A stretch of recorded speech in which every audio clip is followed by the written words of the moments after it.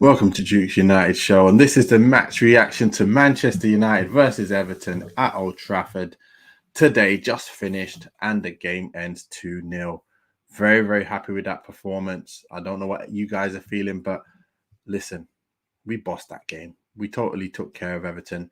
I know it should have been more goals. We probably should have scored 4 or 5. Anthony had 2 clear one-on-one chances, should be opening his body out, push it a little bit more to the left and curl it around the keeper. Rashford gets through with a few chances, and he probably should have done a little bit better. I can't say, I think the keeper done very well with his chances. But look, we were looking dangerous. Bruno was pulling strings for fun. Look, man, we was on fire. Kept Everton quiet for the majority part, and Ten Hag done it again. He's done it again. He's picked the right side, and we've won the game. And now we get Casemiro back. But unfortunately, Rashford, what's happened to Rashford? It looks like he's holding his groin. From the looks of it, it does look like it's something that he will be out for come Thursday. But it is only Sunday. Monday, Tuesday, Wednesday. He's got 3 or 4 days to see how it feels. It can be something you can play with, but it is a bit dangerous to play with some kind of groin problem. So I'm hoping it's just a little bit of cramp or a little bit of soreness and not a proper pull of any sort in the groin. Otherwise, he will be out for 1 to 2 weeks. He did come off straight away, so that's good. Curler says Pickford kept it from being a slaughter, total control for 90 minutes. Exactly. Pickford was good today. He was very good. And like I said in the preview, his kicking is tremendous. You know what? I like him. He's so comfortable with the ball at his feet, and you can see it in his face that he's so comfortable, and he enjoys getting the ball and pinging it left and right and coming out off his line. He loves that. If he was a better shot stopper, he'd be one of the best in the world. But because his feet is tremendous, as I say. Rashford looks out for the season. Hope I'm wrong. Curtis says, nah, I don't think he's out for the season. It wasn't that bad a move. I can't see him being out for the season. There's still quite a few weeks to go. It's okay. It's okay. He will be back before the end of the season, that's for sure. But whether he'll be back for the next game, I'm not sure. So yeah, but look, bloody hell, how many chances did we get? And unlike Dyche to play such a high line with slow players at the back, and you're thinking, what is going on here? How comes they're allowing us to do this? And the only thing I could think of was Dyche must have worked them hard this week, like ran them.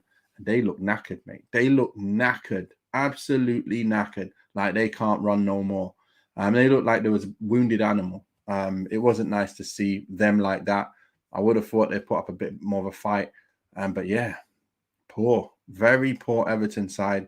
We should have put them to the sword a lot more. Definitely should have been 5-0 or something like that.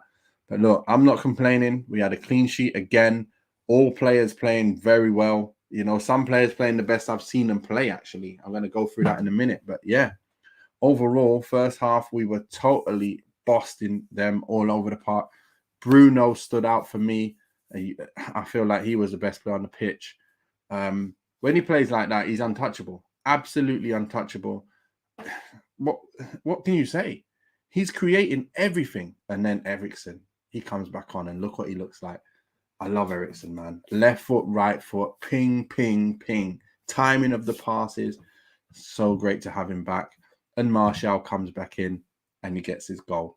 As we say, this guy, his song is tremendous for a reason. His song actually makes real sense for us. Yeah, Martial's sick. My son was loving it because obviously he loves Martial. And then we all got to like Martial when he's playing. But I really hope it doesn't end up being a season where one player comes back and a player gets injured, like Rashford comes out now, Casemiro comes back, Eriksen's just come back. And for Rashford to be missing, if he is missing for any amount of games, it's not going to be nice. But look, Sancho's coming back into form now. Anthony's looking more dangerous, looking like he's better when he comes in off the right and he's like kind of in the middle. Sancho's looking like he's getting back to what he wants to do. Little bits and pieces we're seeing from him now. The confidence is coming back. And yeah, Sabitzer, best I've seen him play. Best I've seen him play this year for United. So yeah, let's get into the match reactions the match ratings, But before that, let's take a look at where we are in the league table now. We've just created a nice gap between us and Tottenham. We're on the same games now with 6 points ahead. So we're safely in third and fourth positions. That top 4 position is currently in our hands. Newcastle, obviously, if they win, they go back above us on goal difference. But look, I'm happy. I'm happy with where United are right now, especially with the hand that's been dealt to us. We've been dealt with a lot of problems when it comes to Casemiro being missing for so long. Now we got another injury. Like Newcastle haven't had that. They've had new players, loads of new players been put into their side, and they're doing a job. They're doing well. But look, let's get into it. For me, let's go into De Gea. Let's start with De Gea with the match ratings. I think De Gea, hey, as you can see, I've got a new list of what I'm calling players. Like players when they're properly crap, they're called deaders. That's what they are. And then if you're playing pants, you're playing pants. You're in a 4 and a 5. 6 is when you come on the pitch, and that's what you start with. You start with an okay. But was De Gea on it today, or was he not? Or was he ridiculous? And I think he was on it today. De Gea, he was on it. His passing was good. It was sharp. It was crisp. Whenever he's called upon to win the ball in the air, he punched a few balls out. So yeah, I felt like he was on it, just about on it. Didn't have too much to do, but it was okay. Aaron Wan-Bissaka, he is Booker T in disguise. This guy is sick. He was on it. He was on it. He was close to being ridiculous. And that's why I like him in the side, man. Defensively, he's absolutely on fire. Like, they just can't get behind him. No one can get behind him. And his link-up play is good. And then he plays them through balls as well. He's actually playing some good stuff now. And nobody can say anything about his forward play, his keeping the ball, or his defending. You've just got to say he is on it. The guy should be our main fullback. I believe he is our main fullback now. I think Dalot has a way to go to get back to the levels that he was at when he started the season. I think Dalot was really playing some really good stuff because his defensive work was on point and he was getting forward, passing and moving and just being very active on the right. Since his injury, he's come back. He's kind of not been, his timing has kind of gone. His defensive timing as well has gone as well. So it's gone down a bit. So yeah, we're looking at the same kind of Dalot that we've been seeing from the years before, but a slightly better, I would say.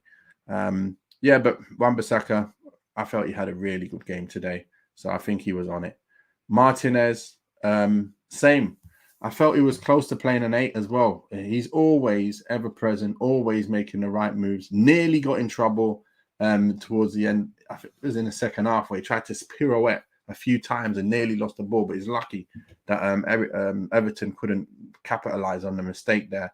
But look, man, his passing is great. His decision making is great. How many times? I can't keep saying the same thing about him, but he is tremendous. He's done very, very well once again. And he was also on it. And Maguire, I've got to give it to him. He was on it today. He was on it. His passing was crisp, played some nice diagonal balls, defended well when called upon, did everything right, passed the ball, kept him moving quickly, didn't like dilly-dally on it. I felt he had a really solid game. Like if he can play like that, he can be part of our squad because that's what you want from him. No silly mistakes, no chances given away.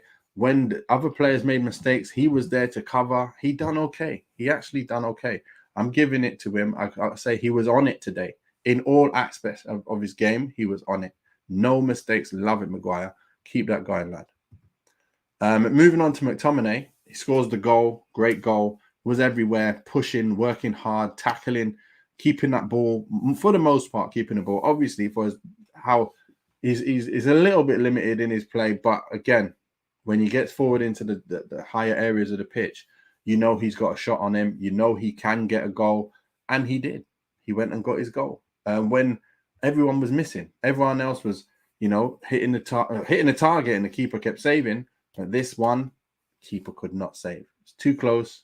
Top bins, wherever it was, I think it was kind of going top bins anyway. McTominay had a very good game. I think he was also on it. So yeah, McTominay, well done to you, son. Next up, it's my man of the match, Bruno Fernandes, they say. He was ridiculous today. He was absolutely ridiculous. Everything he did, passing the ball everywhere, keeping the ball under pressure, playing the ball every time a player makes a run. There you go. There you go, Rashi. There you go, Anthony. He's just unbelievable. How can this guy continue finding people left foot, right foot, creates chances for fun? No wonder why he is the second highest creator in the whole Premier League. Only person in front of him is De Bruyne. Then it is this man, that Bruno Fernandes. I don't know why they say Fernandes. Maybe I need to learn how to say it in Portuguese so I can understand exactly how Fernandes or something like that. But yeah, this guy deserves his number 9 today. Absolutely deserves number 9. That's why when it comes to the Odegaard chat and Fernandes, that's where Fernandes does excel when it comes to creating so many more chances than anyone else. But I can say that he's slightly behind Odegaard in the other aspects of his game. But yeah, but today, if he plays like that all the time, he'd be up there. It'll be talked about in and around them 3 players. I think Odegaard, Fernandes, and De Bruyne are the best 3 in the league so at the moment. And yeah, number 9 man of the match by a mile. But you know what? This man here, Sabitzer, he actually did very well. This is his best game I've seen him play. He was also everywhere on the pitch, making angles, making options, passing the ball, keeping it well. And he had bright play. He had intelligent play today. Dink the ball over the top, just offside for Rashford. But look, great left foot dink. He had a shot. He had another shot. Link-up play was good. He just did everything very well. So I've got to say, he was on it. Hopefully, let me just double check that my mic is working before. Yeah, my mic is working. That's all good. No problem. But yeah, Sabitzer done a very good job. I think it was one of his best games. It's definitely his best game he's played. And I give him an 8. Definitely deserves an 8 today. Moving on to Anthony. He's coming into his own as well. He's playing a lot better than he's ever played. I think the reason why is because he's learning what he can do in the Premiership. He's learning the type of player he can be in this league.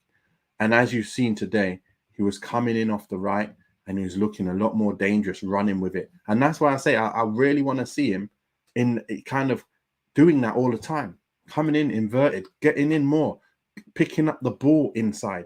Same as Sancho, same kind of thing. But Sancho, he can kind of hug the whip a little bit from the left and like keep dilly-dallying and stuff and finding players through little holes. I like that from him today. But again, it's all about Anthony through one-on-one twice. Should score with at least one of them. Should not let the man back at him. Should be able to do better. He's going to be kicking himself that he hasn't got 2 goals today. But again, to be able to have them chances, to able to be a Man United where we're dangerous from the right and the left and through the middle, it's lovely to see. Because the ball over the top is there. Whichever side you look, if Bruno looks left and can't see nothing, looks center or looks right, someone is going to be making a run. And this time today, it was Anthony. And it was good to see he was on it today. He was. I can't say I was frustrated. I was a little bit frustrated that he didn't get his goals.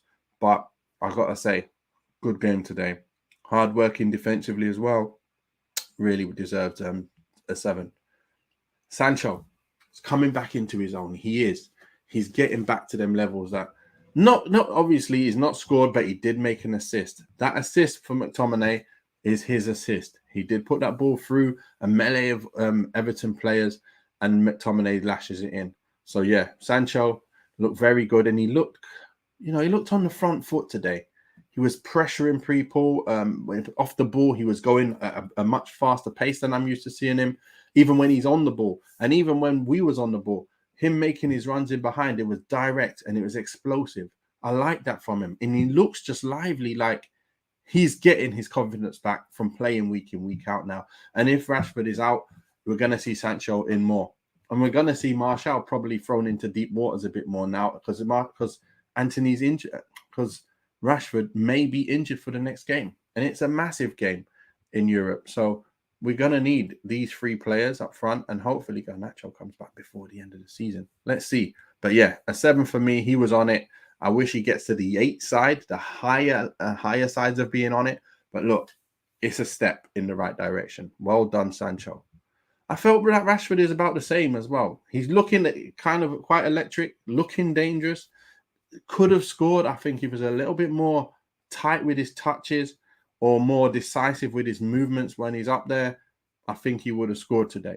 But look, hats off to him. He worked hard, worked very hard today, and always was a threat. Was always a threat. Always running in behind. Always causing that trouble. And yeah, again, it was a mistake. He pounced on the mistake from Seamus Coleman, and then gives it to Martial, his teammate, to have a nice tap in and to get back on the goals trail. So yeah, it was good to see him get an assist as well. I think he deserves a 7. I think that's about fair. Looking into Fred came on along with Weghorst, obviously, as Fred got injured. Not Fred got injured, but Rashford got injured. Weghorst came on for him. Didn't see him do much apart from a nice link-up play with Bruno in there. Fred is doing okay, but look, he should have. One time he did give the ball away, but it didn't lead to anything because Everton were just dead by then. They weren't ready to do anything. So yeah, Fred 6, Weghorst 6. But this man, Eriksen, lovely to see him back. Great techers, timing of the pass is there straight away. He's back in the game and he's doing his thing. He's doing his thing, man. He's on it. I love what I saw from Eriksen. Glad to have him back. We are going to move on to bigger and better things now. Here's the thing. You're probably going to see Weghorst with more goals if he even plays, because you've got Eriksen, Casemiro, Bruno, and you've got Anthony Sancho. So you've got a lot of players now behind him. So if Weghorst can't score with all these players around, then he definitely can't score with anything. There's nothing we can do to help him. But yeah, Eriksen, lovely performance, mate. There's one more person left, but for some reason I cannot see him. But I'm gonna have to find him on the other side. I will find him on the other side. His name is Erik Ten Hag. Ten Hag, clean sheet.